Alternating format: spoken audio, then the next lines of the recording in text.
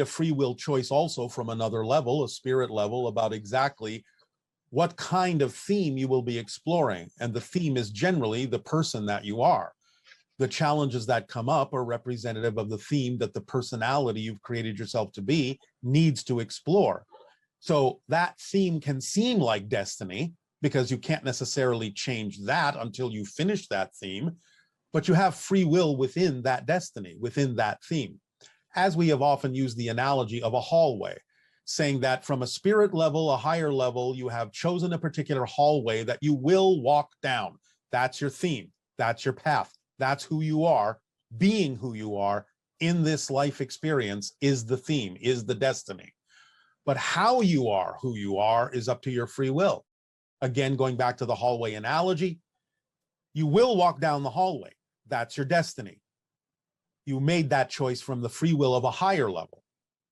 But within the hallway, you are completely free to decide how you will walk down the hall. You can walk, you can run, you can fly, you can crawl, you can be happy, you can be sad, you can look in every doorway along the way, you can ignore them all, you can go upside down, backwards, inside out, whatever way you wish to do it. That's your free will exploring the theme you set up for yourself. So your physical life is a combination of a so-called theme or destiny and free will in terms of how you explore it. And so I know I have a question about this. So when we experience going down our hallway, and you've brought up the idea of surrendering to your flow, what exactly are you describing that we're surrendering to? You are surrendering to the vibrational state of the theme itself. In other words, you're in total acceptance of who you are as the theme. So when you make the choice to surrender to the way your life is unfolding and to trust that it's unfolding in a beneficial way to you, even if it's not exactly what you prefer. Yes. So this is where the free will and the destiny merge. In other words, you are presented with certain things in that hallway, because that's the definition of that hallway. That's the definition of the challenges that expose the theme, reveal the theme. But the idea is that you still get to decide how you will engage with that. So the surrendering to it and the acceptance of your true self is the idea of engaging with the theme in a positive and constructive way. Again, this is the fourth part of the formula. Choose to remain in a positive state because you understand that no matter what happens, even if you recognize it neutrally as something you don't prefer, still it's got to be there for a reason. It's got to be part of the exploration of your theme. And if you engage that exploration of something you don't prefer from a positive point of view, from a positive state of being, you'll be able to go with a flow of using it and getting a benefit from it in a way that will serve you, because you know it's got to be there for a reason that could serve you, if only you will stay in the positive state that will allow you to experience how it could be used to a positive effect in your life. Because again, remember, it comes down to not mattering really what it is that happens, but mattering what you do with what happens. So staying in a positive state will allow you to get a benefit out of what happens, even if you don't prefer it. Whereas going into a negative state will only allow you to feel blocked by what happened instead of being more capable of using it to your advantage. Because remember, even on the simplest level, experiencing something you don't prefer, if you stay in a positive state, will allow you to recognize, if nothing else, that you've been given an opportunity to see what you don't prefer so that you can understand what you do prefer more clearly by contrast. And that's a positive way to use what you don't prefer.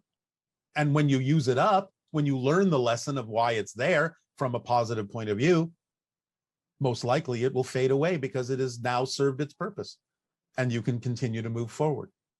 Whereas if you give it a negative meaning, this doesn't belong in my life, this is not what I wanted, something is wrong, then all you're doing is creating a vibration that sticks you firmly right there in that position in the hallway until you get the point of why it happened to begin with and what you can learn from it and how it can benefit you by being there.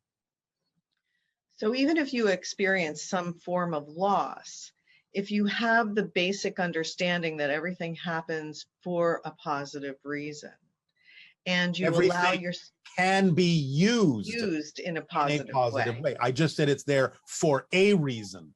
Right. It's up to you to determine what that reason is. And then that allows you to stay in touch with your own flow and Yes. see how that can be a beneficial experience, even if you didn't enjoy having it initially. Well, again, it's not about not enjoying it. It's about recognizing that it can be used to your benefit. And if you recognize that more quickly and more quickly and more quickly, then you simply come from a neutral, balanced state, and you can actually then start to enjoy anything that happens, even if it's what you don't prefer, because you will know you can use it in a way that you would enjoy to. And it really can show you that something better can happen. Like it will Yes. bring up things like that. Like, Yes. oh, well, this was going to be the best thing that, and actually, by trusting that if negative synchronicity is serving you, Yes. by not allowing you to have a certain experience that you thought you wanted, Correct. then It's guiding you through the idea of not only giving you opportunities you can act on, but guiding you by preventing you from being able to act on certain things that is simply not your path right now. and then your trust in the unfoldment of your life and how your flow goes Yes. will make all the difference in the world as you're Yes. experiencing these lessons. So And as you become used to this and it becomes your first nature, then it even goes beyond the idea of trust. You simply understand and know how things work. Then it's not a matter even of having to have trust in it. You simply understand that that's the way it works.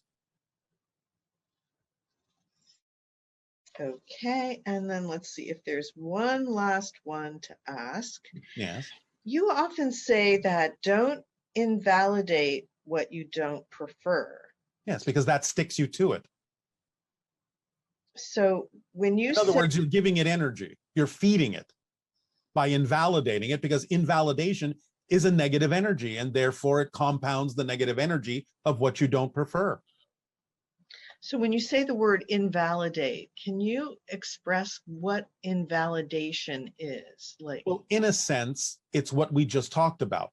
It's sort of another way of saying, this does not belong here. This has no value to me. So invalidation is discounting the value, discounting what's happening in your life as if it didn't belong.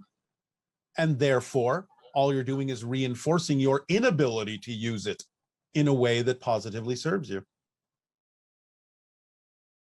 so, and I guess It's lastly, like saying, I see a series of stepping stones ahead of me, Mhm. but one of them is a color I don't like. I don't prefer it. So I'm going to invalidate it. I'm going to say that stone has absolutely no value whatsoever. It does not belong on the path. So get rid of it. Now you have no way to step from that stone to the next one.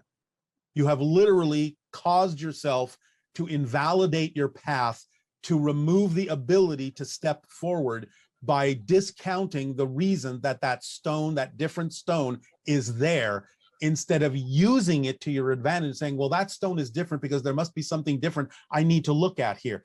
There must be something different I need to learn here that would actually help me then go on to the next stone. But if I invalidate it and remove it from the path, then there's too big of a gap for me to cross. There's no stone for me to step from to the next stone beyond.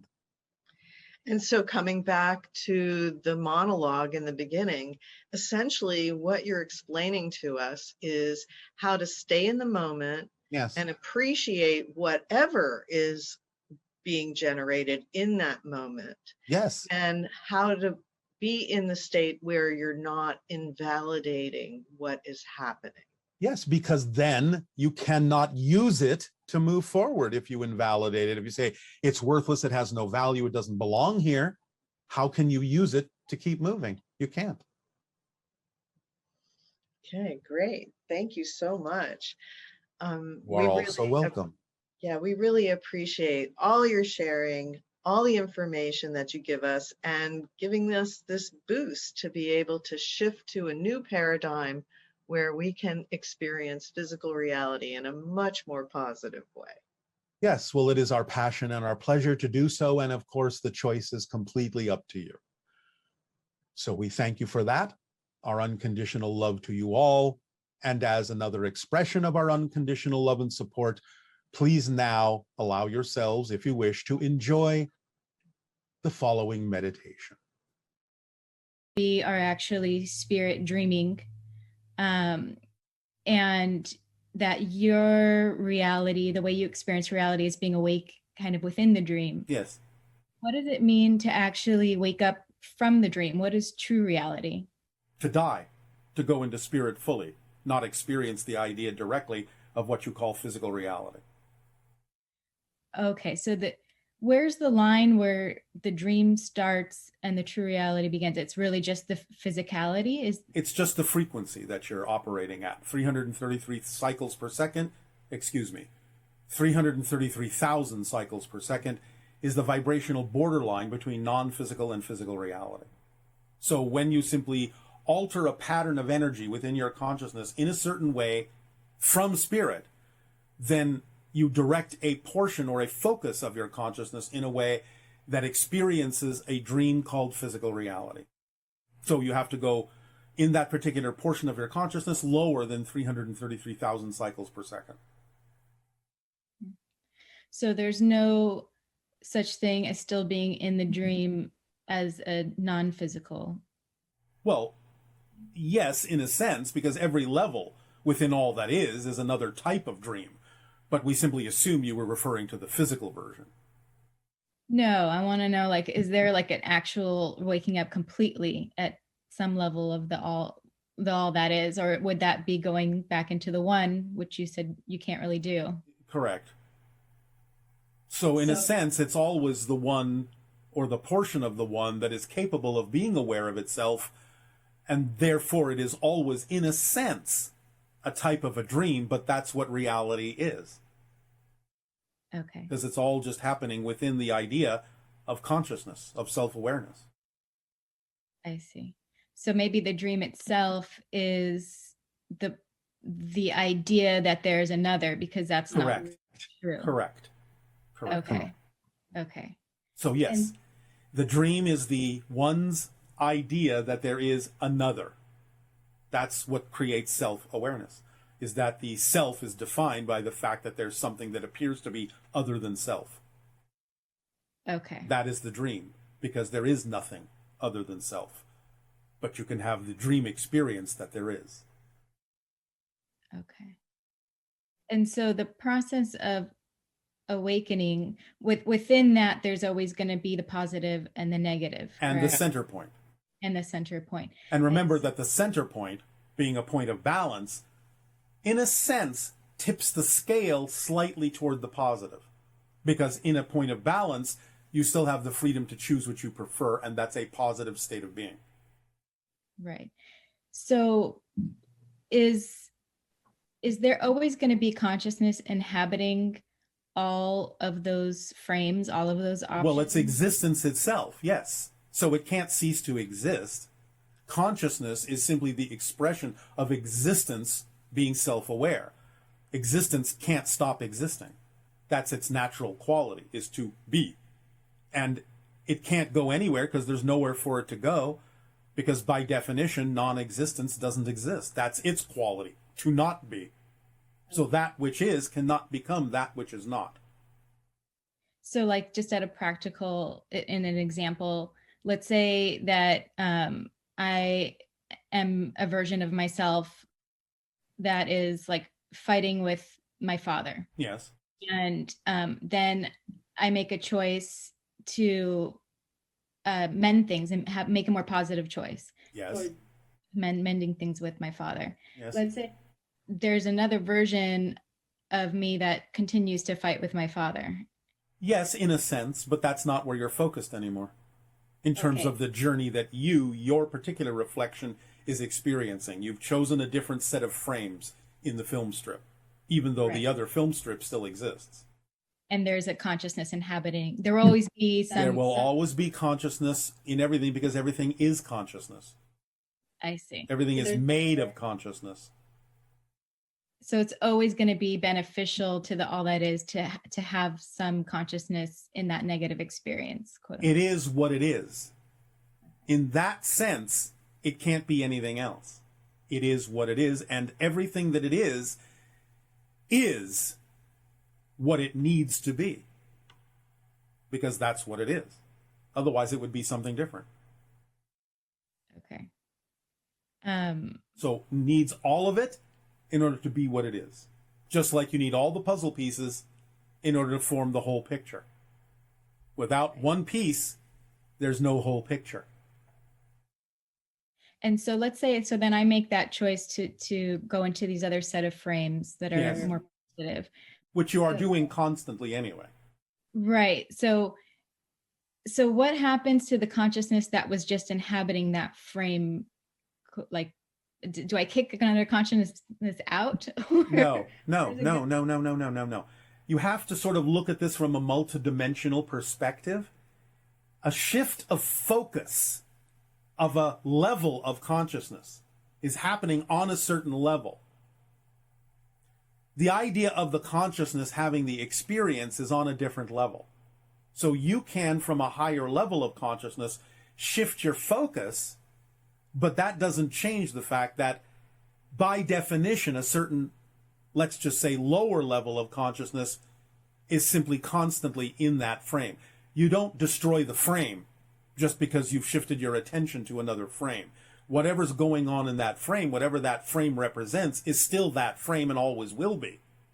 And that's a different level of experience and consciousness than the level that you're shifting your focus from.